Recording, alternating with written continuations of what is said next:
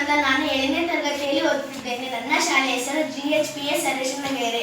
ಇಂದು ನಮ್ಮ ಶಾಲೆಯಲ್ಲಿ ಚಲನೆ ಮತ್ತು ದೂರಗಳ ಅಳತೆಯ ಪಾಠವನ್ನು ಮಾಡಿದ್ದರು.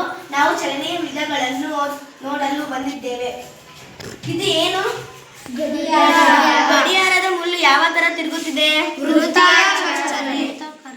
ಇದು ವೃತ್ತಾಕಾರದಲ್ಲಿ ತಿರುಗುತ್ತಿದೆ. ಹಾಗಾಗಿ ಇದು ಎಂತ ಚಲನೆ? ವೃತ್ತಿಯ ಚಲನೆ. ಇಲ್ಲಿ ಏನಿಟ್ಟಿದ್ದಾರೆ? ಒಂದು ದಾರದಲ್ಲಿ ಇದನ್ನು ಲೋಲಕ ಎಂದು ಕರೆಯುತ್ತಾರೆ. ಈ ದಾರವನ್ನು ನಾನು ಚಲಿಸುತ್ತಿದ್ದೇನೆ. ಇದು ಪುನರಾವರ್ತನೆಯಾಗಿ ಚಲಿಸುತ್ತಿದೆ. ಇದು ಆಂದೋಲನ ಚಲನೆ. ಇದೇನು? ನಾನು ಇದನ್ನು ಚಲನೆ ಮಾಡುತ್ತಿದ್ದೇನೆ. ಇದು ಏನಾಗ್ತಿದೆ? ಪುನರಾವರ್ತನೆ. ಇದು ಏನು? ಗಿರೆಗಿಟ್ಲೆ. ಇದು ಯಾವ ತರ ತಿರುಗುತ್ತಿದೆ? ಇದು ವೃತ್ತಾಕಾರದಲ್ಲಿ ಚಲಿಸುತ್ತಿದೆ ಅಲ್ವಾ?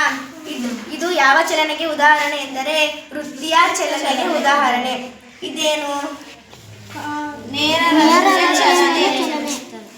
ನೋಡಿ, ವಾಹನ ನೇರವಾಗಿ ಚಲಿಸುತ್ತಿದೆ ಅಲ್ಲ, ಇದು ಯಾವ ಚಲನೆ? ಎಷ್ಟು ವಿಧಗಳಿದೆ ಚಲನೆಯಲ್ಲಿ? 3 ವಿಧ. ಯಾವ್ಯಾವು? ಆಂದೋಲನ ಚಲನೆ, ವೃತ್ತಿಯ ಚಲನೆ, ಚಲನೆ. ಅದಕ್ಕೆ ಮತ್ತು ಏನೇನು ಉದಾಹರಣೆ ಕೊಡಬಹುದು?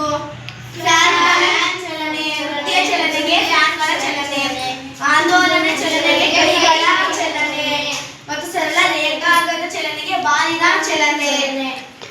ಇಷ್ಟು ಚಲನೆ, 3 ಚಲನೆಗಳಿದ್ದಾವಲ್ಲ. ಧನ್ಯವಾದಗಳು.